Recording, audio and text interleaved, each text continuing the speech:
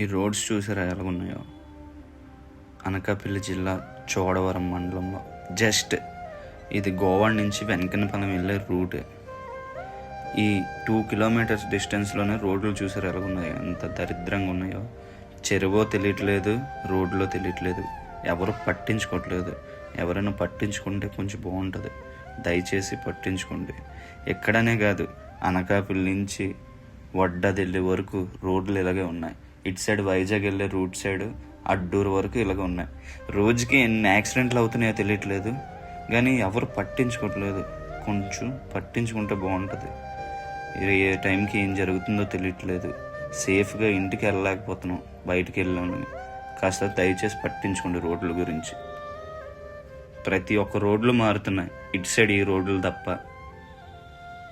కొంచెం మార్చండి ప్లీజ్.